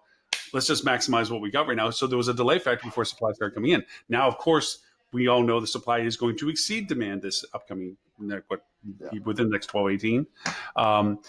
So we are now back into that cycle of oversaturation of supply versus the demand for them and so forth. So we know there's going to be a depreciation of RevPAR and ADR capabilities and so forth in certain markets where this is the case. But it shouldn't be happening right now at this time this way. That's the thing that's like, really, really good right now. And yeah. It should still have some positive aspect to it. The Fed sawing off a quarter point of on interest rates. Now you go, wait a second, this is not when you do that. Right. Sort of thing. You cut interest rates when things are really bad. And they're saying, they haven't done this in a decade, and it's like, well, yeah, because there's not a global financial crisis. And again, my fear is when there's a downturn, watch out. Now, maybe we've had this very long, not spiky growth. I mean, we're getting volatility now, but boy, when there's a downturn, the Fed only has 2% to play with in terms of adjusting interest rates. That's not a lot of play, considering how overheated the economy is. So everybody's trying to keep these things kind of propped up artificially, and the longer you do that, the worse it's going to be in terms of things coming. And the trade stuff, as unnecessary as that is. The volatility, I think, we're not accounting for, and we're probably going to have these discussions in shows to come, the impact of the tragedies as they are happening, the tensions and the insecurities that they create, the uncertainties that they create, are obviously going to have some sort of impact level. You have other companies giving travel advisories not to travel to the U.S. Strangely, some of those countries you wouldn't care because you wouldn't want to go there anyway. But yes, Venezuela has their own issues, but it is a great way for them to kind of throw back in our face. Attitudes towards immigrants and foreigners or various religions, the difficulty in having, not honoring asylum seekers, not having, just even, passports, visa control, regular tourist sort of things worked up is just insane. And then you layer on the trade fears, all that sort of stuff. All of a sudden, you don't have a robust international market, and those travelers are going to other destinations. It isn't that they have stopped traveling; they're going to more hospitable destinations, and that doesn't help either. So I fear on a downturn. I don't want to be saying that this is going to be horrible, but a lot of the I just look at the fundamentals and go, these aren't good. And watch out, because if the downturn, especially if there's some sort of external event like what happened with with certainly the real estate markets and things like that, because of all those silly horrible loans that collapsed. The volatility. You got something. The one thing that is expanded. The one thing that's expanded over time that hasn't turned its ugly head is the expansion of quick to decide communications, what now is being called fake news and things like this, the dissemination of data with the influences of outside forces, Russian if they may be or not, but this ability to create panic in a crowd, and that connected to consumer confidence is an issue that you can sit here all day long and say, I have a good job and I make money and I have expendable money and I have interest in going to places, but my confidence in what the world is like, whether it's because of safety concerns or financial concerns of stability or whatever, will make me say, I'm not going to do it this time. I'm not going to travel this time. I'm not going to do that trip this time. And that is all it takes for, no matter how good of a rate strategy you have, no matter how quality product you have, location-based that it is in, your distribution of content, the way you have it, if there is a confidence issue on people not wanting to exercise a choice to come see you, there's nothing better that you can do to help yourself. You're going to sit there with an empty room. So, Anyways. And when you get the, whatever the competitor who's sitting there and making irrational revenue management decisions, you can call them idiots. You can say that that's a horrible, dumb thing to do for them. It impacts you because they start looking at it going, wow, that's a tremendous value, and they haven't maybe cut their staff and done all this stuff yet. They're going to have to if they keep sustaining these strategies. But again, it goes back to cash flow and ability to make payroll and everything else like this that, like we had earlier in the show as we talked about it, you can sit empty and write with the rate that you should have, or you can have occupancy and get what monies you can so you have cash flow, even though you're not producing profitability, but you are sustaining your business. Difference between being right and dead right. Yeah, right. Yeah. All right. Well, now that we've saved gloom and doom for the end of the show, well, and Lauren, where can people find you? Well, gee golly, aside from the Crowd Riff, just go to crowdriff.com. From my Twitter account at Lauren Gray, you can find this episode, this show, and all previous 208 shows at hospitalitydigitalmarketing.com/live. There you'll see links to both the archives and to all the shows that are currently for this year, direct links to those as well. And yeah, that's it for right now. I am flattered by CrowdRiff. Thank you again for having brought me into such esteemed company. Hopefully I'll merit that choice of yours and make sure I put quality content on my Twitter. We could actually observe during the show your head getting bigger. It was too. Hey, but the nice part is that the live show, Ed poo-pooed on me for simulcasting on what he called a dead channel, Periscope, which goes into my Twitter feed. Ha, Ed. Obviously, somebody's seeing the show on Twitter, but we are. I don't know if they saw that. Fuel Travel, we're on their Facebook page, and we're also on HSMAI's APAC, Asian Pacific, and HSMAI's EU. I think your press posse and the massive, your group of handlers have done Yeah, a remarkable job on remarkable job getting branding me out initiatives. there. Yeah. So, Mr. Robert Cole, where can they find you and everything Rock I'm Cheetah? at rockcheetah.com or at Robert K. Cole on all those social channels. Robert, as always, thank you for putting together another amazing curated list of great content. Thank you to Mr. Stuart Butler who joined us. Apologies to Tim, Peter, and Ed and Holly, who we did not have time to get on the show today. Tim,